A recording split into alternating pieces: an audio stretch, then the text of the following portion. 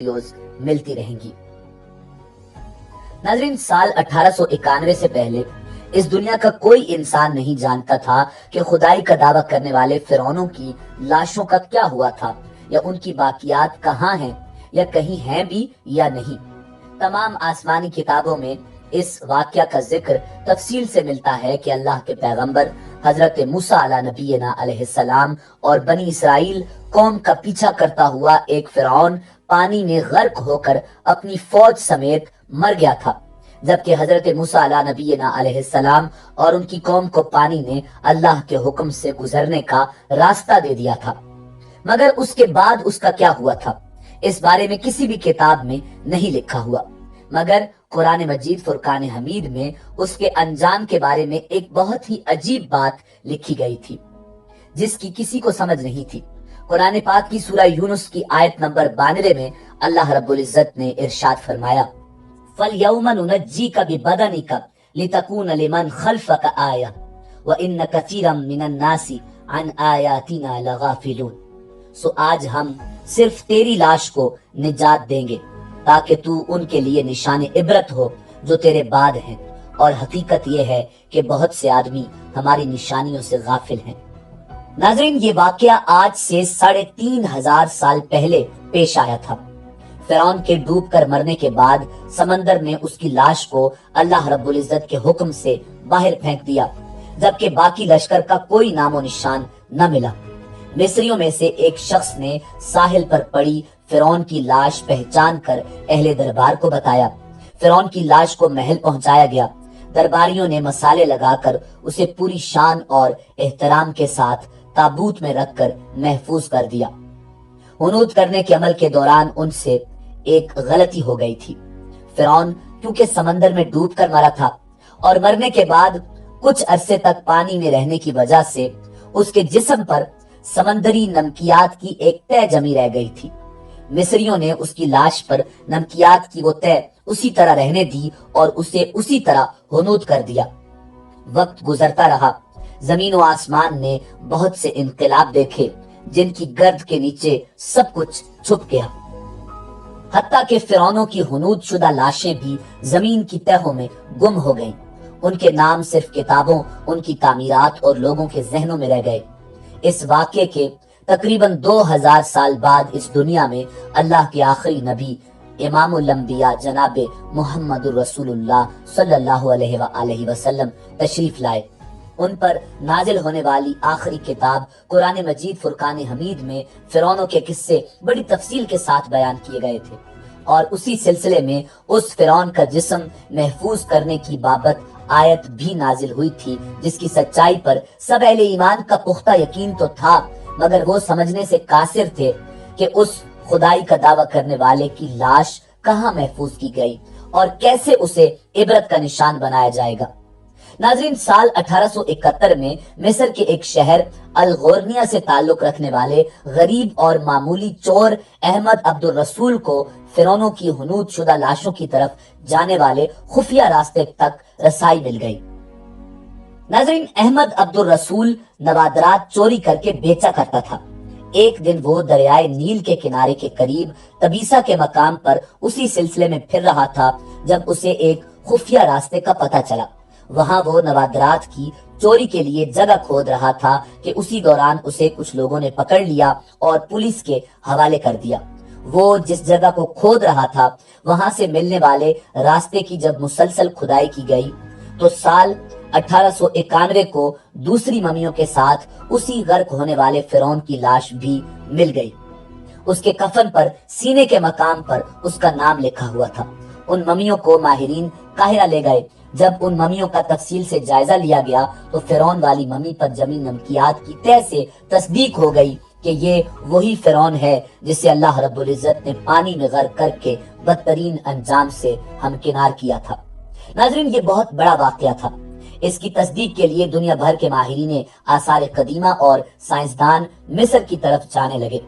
مختلف سائنسی ٹیسٹ کرنے کے بعد دنیا بھر کے سائنسدانوں نے تصدیق کر دی کہ دوسری سب لاشوں کی نسبت صرف فرعون کی لاش پر ہی سمندری نمکیات کی تہ جمی ہوئی تھی۔ اس تصدیق کے بعد اسے فرعون کی لاش قرار دے کر عجائب گھر میں محفوظ کر دیا گیا۔ سال 1982 میں فرعون کی ممی خراب ہونے لگی تو اس وقت کی مصری حکومت نے فرانس کی حکومت کو درخواست کی کہ فرعون کی ممی کو خراب ہونے سے بچایا جائے، جدید سائنسی ذرائع سے اس کی موت کی وجہ بھی معلوم کی جائے۔ مصری اور فرانسیسی حکومت نے مل کر ممی کو فرانس لے جانے کا انتظام کیا اور اس سلسلے میں فرعون کی ممی کو فرانس لے جانے کے لیے فرعون کی ممی یعنی اس لاش کا پاسپورٹ بنایا گیا، کیونکہ فرانس کے اندر داخلے کے لیے اس وقت لاش کا بھی پاسپورٹ بنوانا ضروری تھا۔ زیر نظر تصویر میں آپ اس وقت کا بنایا ہوا فرعون کا پاسپورٹ دیکھ رہے ہیں۔ ناظرین، کہا جاتا ہے کہ جب فرعون کی لاش کو فرانس پہنچایا گیا تو ایئرپورٹ پر اس دور کے فرانسیسی صدر بذات خود حکومت کے اعلیٰ عہدیداروں، تمام وزراء اور فوج کے افسران کے ساتھ استقبال کے لیے موجود تھے۔ فرعون کی لاش کا استقبال کسی عظیم زندہ بادشاہ کی طرح کیا گیا۔ فوجی دستوں نے سلامی دی۔ فرعون کی ممی کو ماہر ڈاکٹروں کی ٹیم کے حوالے کیا گیا۔ اس ٹیم کی سربراہی ڈاکٹر مورس نے کی۔ مائکروسکوپ ٹیسٹوں کے ذریعے ممی کے تمام اعضاء کا باریک بینی سے جائزہ لیا گیا تو معلوم ہوا کہ اس کی لاش اور جسم میں سمندری ذرات ابھی تک موجود ہیں اور اس کا گوشت ہر روز تازہ ہوتا ہے اور بڑھتا ہے، اور موت کی وجہ بھی پانی میں ڈوبنے کی وجہ سے ہوئی تھی۔ ایک بادشاہ کی موت پانی میں ڈوبنے کی وجہ سے ہو، یہ ڈاکٹر مورس کے لیے حیران کن بات تھی۔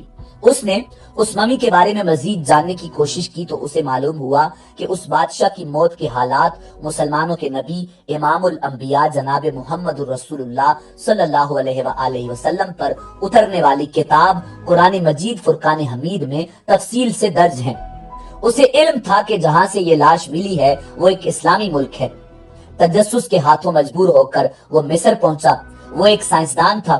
اس نے اس معاملے میں مصر کے ایک سائنسدان سے ملاقات کی۔ اس سائنسدان نے قرآن پاک کھول کر اسے سورہ یونس کی آیات 90 تا 92 کا ترجمہ لفظ بلفظ سنایا۔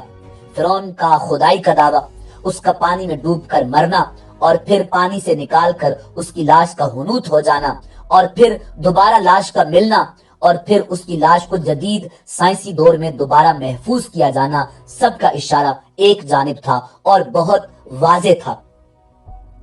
ناظرین، یہ اللہ رب العزت کی شان، مقام اور مرتبہ ہے کہ اس نے فرعون جس نے خدائی کا دعویٰ کیا اور اس پروردگار عالم کے مقابلے میں آیا، اس کی لاش کو قیامت تک نشان عبرت بنا دیا۔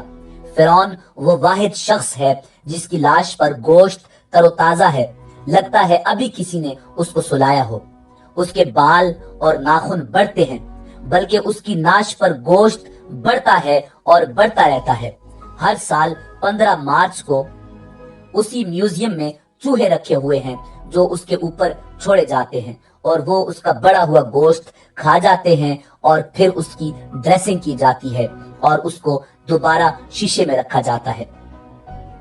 ناظرین، فرعون کی لاش کے بال بالکل صحیح، آنکھیں، ہر چیز بالکل صحیح سلامت۔ وہ لگتا نہیں کہ یہ 3500 سال پرانی ممی ہے۔ ممی اور لاش میں فرق ہوتا ہے، ایسا لگتا ہے کہ یہ نئی اور تازہ لاش ہے۔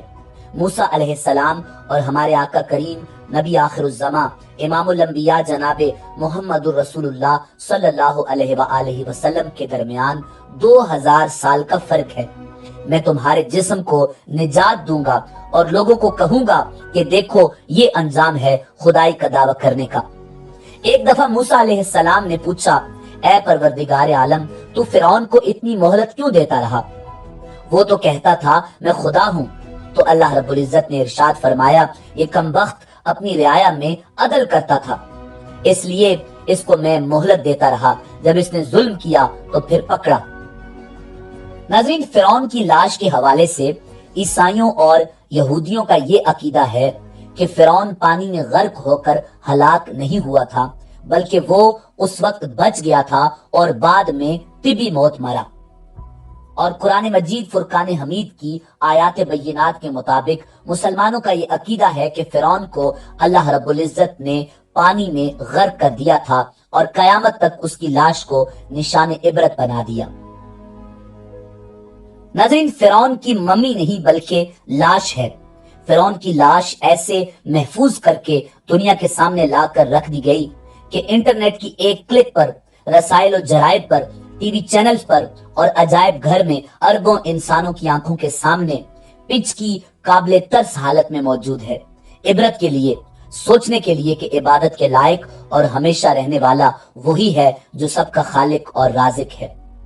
ڈاکٹر مورس نے آیات کا ترجمہ سنا تو اسی وقت پکار اٹھا، اللہ سچا ہے، قرآن سچا ہے، اور اللہ کا نبی امام الانبیاء جناب حضرت محمد مصطفیٰ صلی اللہ علیہ وآلہ وسلم سچا ہے۔